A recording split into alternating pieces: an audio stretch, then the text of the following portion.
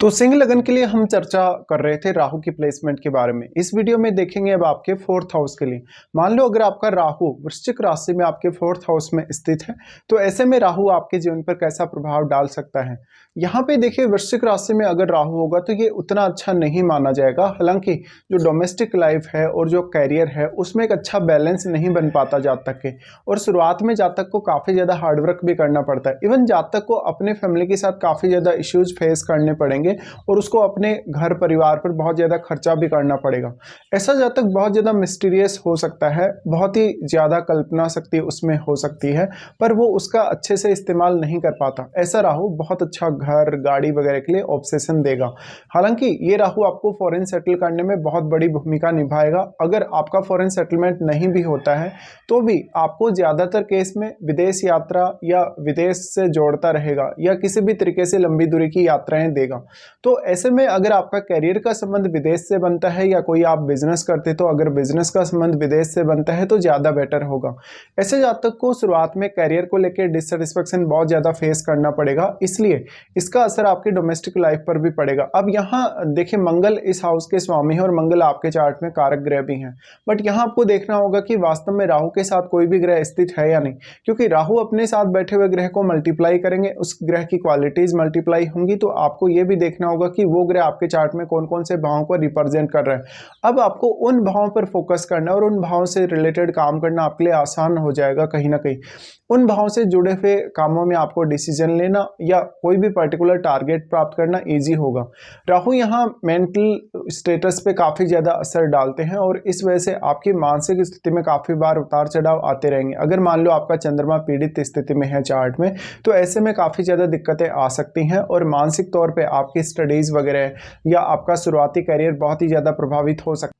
अब ये मंगल का घर होने की वजह से यहाँ फायर पावर ऑलरेडी बहुत ज़्यादा है, तो ऐसा राहु अक्सर मारपीट करवा सकता है, लड़ाई झगड़े करवा सकता है। अगर कोई फायरी प्लैनेट का प्रभाव फोर्थ हाउस पर है तो या तो इस प्रकार का राहु आपके घरेलू जो सदस्य हैं उनकी सेहत को खराब करेगा या उनके साथ आपके कोई ना कोई विवाद करवाएगा।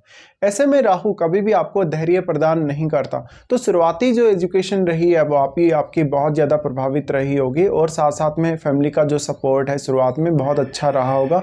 लेकिन आगे चलकर कहीं ना कहीं या तो आप फैमिली से अलग हो जाएंगे या फिर फैमिली के साथ आपके डिस्प्यूट होंगे। यहाँ पे राहु प्लेस्ड है तो अब आप कोई तंत्र मंत्र या इस प्रकार की क्रियाएं करते हैं, कोई ध्यान साधना वगैरह करते हैं या और भी कोई इस प्रकार का कार्य करते हैं जैसे रिसर्च वगैरह हो गया या अदर कोई भी ऐसा मिस्टीरियस कार्य, तो ऐसा राहु काफ़ी सपोर्ट करता है। अब ऐसा राहु आपकी मानसिक स्थिति को बहुत ज़्यादा गहनता प्रदान करता है, जिससे आपके लिए जटिल से जटिल विषयों को जानना और सीखना आसान होगा। पर ऐसा राहु मानसिक तौर पे कभी भी उतना ज़्यादा स्टेबल नहीं दिखा पाता जातक को, इसलिए हमेशा अपने मानसिक स्थिति पे आपको कंट्रोल रखना जरूरी होगा। अब आपको देखना होगा कि यहाँ जो भी प्लेनेट है राहु के साथ, अगर वो एक राहु का मित्र ग्रह है तो आपको डोमेस्टिक मामलों में काफ़ी सहायता मिल सकती है और उन भावों से जुड़े कार्यों में भी जिन भावों का अब वो ग्रह स्वामी है। लेकिन अगर राहु का कोई शत्रु ग्रह यहाँ आ जाएगा तो फोर्थ हाउस आपका बहुत ज़्यादा डिस्टर्ब हो जाएगा। इसके साथ साथ अगर हम राहु की दृष्टियों के हिसाब से देखेंगे तो राहु सबसे पहले आपके 8वें भाव को एस्पेक्ट करते हैं। 8वें भाव को एस्पेक्ट करने की वजह से यहाँ पे आपके जो ससुराल पक्ष है उसके साथ रिलेशंस काफ़ी बार खराब रहते हैं। आपके फैमिली में कुछ ना कुछ इशू चलता रहेगा, फैमिली लाइफ से आप कभी भी सेटिस्फाई नहीं होंगे। लेकिन अष्टम पे राहु दृष्टि डालें तो ये काफ़ी मिस्टीरियस बनाता है, आपकी थिंकिंग को बहुत ही ज़्यादा कहीं ना कहीं गहराई देता है। इससे आपके लिए जटिल से जटिल विषयों को जानना आसान होगा। राहु की इस दृष्टि की वजह से आपको सडन गेन हो सकता है। ये गेन आपको प्रॉपर्टी के रूप में या इवन धन के रूप में हो सकता है। यहाँ एस्पेक्ट है तो आर्थिक स्थितियों में लगातार उतार चढ़ाव आते रहेंगे और ये शुरुआत में आपके जीवन में ज़्यादा रहेगा। बाद के जीवन में हालांकि थोड़ी स्टेबिलिटी जरूर आएगी।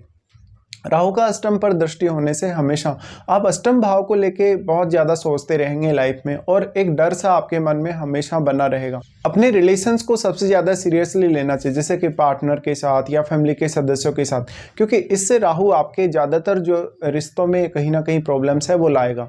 यहाँ पे राहु की प्लेसमेंट है और अष्टम भाव पे राहु दृष्टि डालें तो आप किसी भी जटिल से जटिल विषय को बहुत ही अच्छे से एनालाइज करने वाले होंगे, लेकिन आपकी ये क्षमता आपके पहचान में कभी कभी नहीं आएगी। इसका ज़्यादातर असर आपके रिश्तों पर ही पड़ेगा वैसे तो।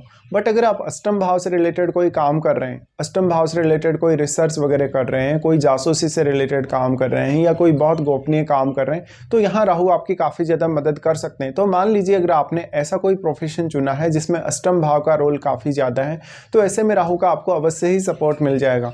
उसके बाद राहु का एस्पेक्ट होगा आपके 10th हाउस पे। अब यहाँ पे राहु के साथ बैठे हुए ग्रह का जो इंपॉर्टेंस है वो बहुत ही ज़्यादा बढ़ जाएगा, क्योंकि यहाँ राहु के साथ बैठा हुआ ग्रह बहुत ज़्यादा मल्टीप्लाई हुआ है, उस ग्रह की क्वालिटीज़ मल्टीप्लाई हुई हैं, तो वो ग्रह इतना ज़्यादा सक्षम है कि वो केतु को प्रभावित कर सके राहु की तुलना में। और वो ग्रह यहाँ केतु को सबसे ज़्यादा प्रभावित करेगा, राहु की तुलना में भी वो ज़्यादा प्रभावित करेगा केतु को, क्योंकि राहु उतना ज़्यादा प्रभाव केतु पर नहीं डाल पाएंगे। यहाँ पर राहु और केतु के मध्य 180 डिग्री का जो एंगल है, ऐसा इस वजह से होगा। तो राहु का जो प्रभाव है, कहीं ना कहीं राहु एस्पेक्ट कर रहे हैं आपके 10th भाव पर, बट राहु 10th भाव पर एस्पेक्ट करें तो कैरियर को लेके बहुत ज़्यादा अनसर्टेनिटी देते हैं और आप में बिल्कुल भी धैर्य नहीं रहेगा। तो यहाँ पे आपको अपने आप को मानसिक तौर पे बहुत ज़्यादा स्टेबल बनाने की ज़रूरत है। फिर राहु का एस्पेक्ट रहेगा 12th हाउस पे। राहु का जो 12th हाउस पे एस्पेक्ट होगा, ये आपको विदेश सेटलमेंट में और विदेश यात्रा में काफ़ी सहायता करेगा। इवन ऐसा राहु का एस्पेक्ट आपको बहुत अच्छा सिक्स्थ सेंस भी प्रदान करता है। यहाँ पे आपका 8वां और 12वां दोनों ही भाव कनेक्ट हो रहे हैं, तो जीवन में हमेशा अनिश्चितताओं का सामना करना पड़ेगा। आर्थिक स्थिति को लेकर भी आपको काफ़ी उतार चढ़ावों का सामना करना पड़ेगा।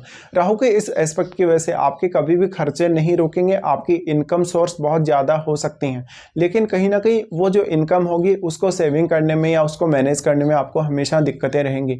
साथ साथ में फैमिली की कोई भी जिम्मेदारी या कोई भी बहुत बड़ा बर्डन आपके ऊपर हमेशा रहेगा। अब आपको देखना होगा 12th हाउस में कोई ऐसा ग्रह है जो राहु का मित्र हो, तो ऐसे में आपको कुछ हद तक सहायता मिल सकती है और राहु आपको काफ़ी क्रिएटिव भी बनाते हैं जब वो 12th हाउस पे दृष्टि डालें। बट यहाँ पे अक्सर आपके फैमिली के साथ रिलेशंस को लेके, फैमिली के सदस्यों के साथ आपके लगाव को लेके बहुत ही ज़्यादा सीरियस स्थिति रहेगी और राहु का जो 12th हाउस पे एस्पेक्ट है उससे आपकी लगातार या तो विदेश यात्रा रहेगी या विदेश में सेटलमेंट रहेगा। अब 4th हाउस का राहु है तो शुरुआती एजुकेशन जातक की बहुत ज़्यादा डिस्टर्ब रहती है। शुरुआत में वो उतना अच्छे से फोकस नहीं कर पाता, बार बार वो कोई ऐसी गलत स्ट्रीम चुन लेता है जहाँ पर उसको काफ़ी नुकसान होता है। तो आपकी समय की बर्बादी हुई होगी शुरुआत में, या आपको 1-2 बार व्यवधान लगा होगा स्टडीज़ वगैरह में। लेकिन ऐसा राहु फैमिली की चिंता बहुत ज़्यादा देगा। भले ही आप अपनी फैमिली से दूर हो जाते हैं, फैमिली के साथ नहीं रह पा रहे, इसके बावजूद भी आप कुछ ना कुछ ऐसा फैमिली के बारे में हमेशा ही सोचते रहेंगे जहाँ पर आप खुद को रोक नहीं सकेंगे। तो यहाँ एक इमोशनल अटैचमेंट फैमिली के साथ या एक इमोशनल कहीं ना कहीं जो लगाव है वो बहुत ज़्यादा दिखता है। ऐसे में अब आपके चार्ट में चंद्रमा डिस्टर्ब नहीं होने चाहिए। मान लो अगर आपके चंद्रमा डिस्टर्ब हो जाते हैं, आपके चार्ट में अच्छी स्थिति में नहीं है, तो ऐसे में आपको काफ़ी ज़्यादा परेशानियों का सामना करना पड़ेगा। अब आपको यहाँ ये देखना चाहिए कि वास्तव में आपको राहु की महादशा है या नहीं, क्योंकि अगर राहु की महादशा होगी तो ये प्लेसमेंट आपको और भी ज़्यादा प्रभावित करेगी।